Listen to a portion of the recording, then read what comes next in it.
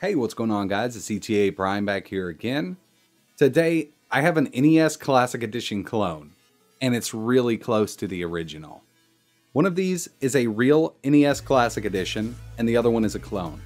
I don't know if you can tell the difference, but I surely can't unless I'm looking side by side and I know exactly which box is which. After further inspection, I think the colors on the clone box are a little more vibrant, but the text is a little degraded. I've also heard rumor that all the clone boxes use the same product serial number, which is CU202496144. So I went back to that original picture here. The left one is the real NES Classic Edition, and the right one is the clone. Now the box with the clone is a little beat up on the edge there, but you could definitely run into this in the wild with a real NES Classic.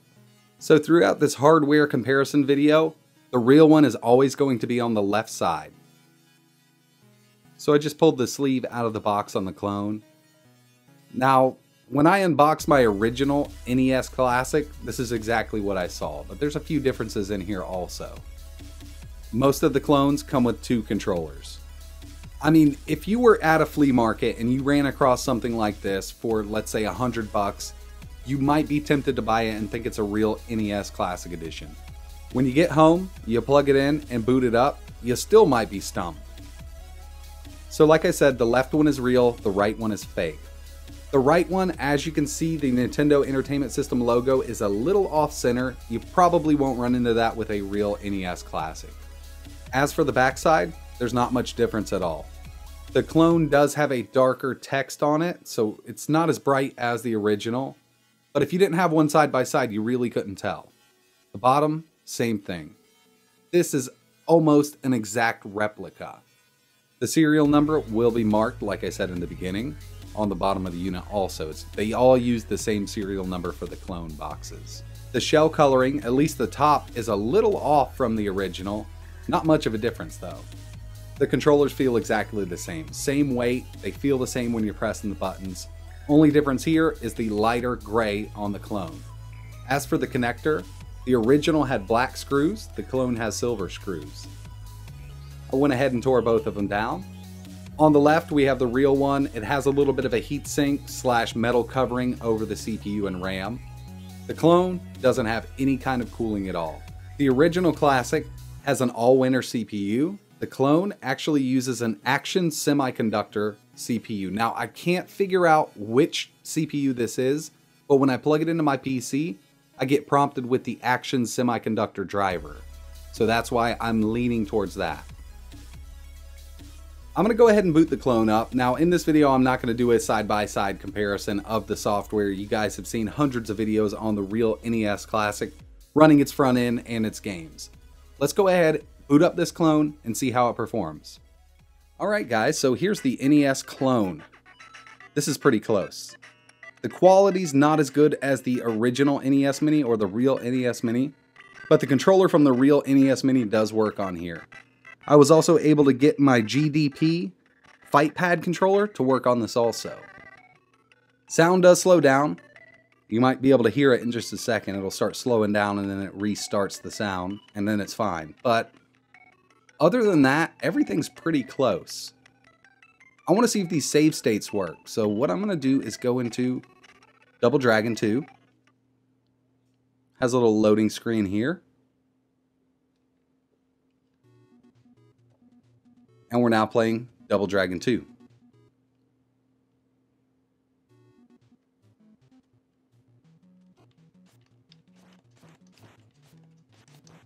So it works well. I mean, the emulation is just like the NES Mini is. I'm going to back out of here. And we're going to see if we can save this.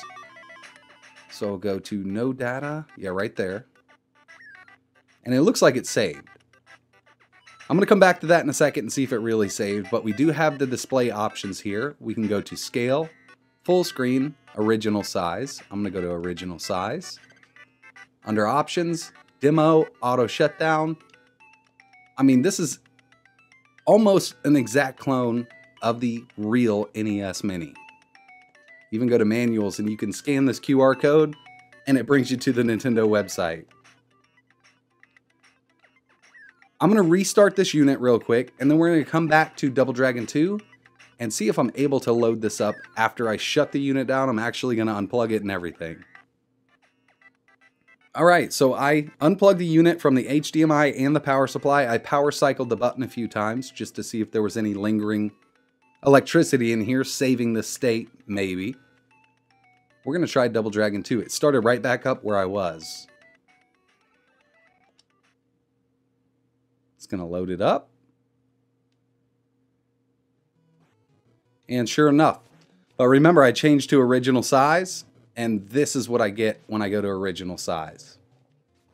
Let's try that other option.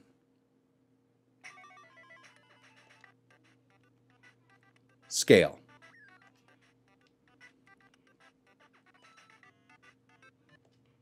And we'll load this up. Yeah. So, I mean, if you want to go full screen, it works and it looks good. Scale looks okay. We got a little bit of clipping over here. I suggest sticking with the widescreen. Now, if you weren't able to get a real NES Mini and you want something that's similar, this is an awesome option. Now, this isn't the exact model that you're going to be buying if you bought a real NES Mini, but this is as close as you're going to get. The case looks great. The original controllers work on this unit and has all 30 games that the real NES Mini came with, so you really can't go wrong. The sound in the menu does slow down, but I haven't had any issue playing any of these games. Let's go for one more before we get out of here. Try something that I won't get any copyright strikes on. Simon's Quest.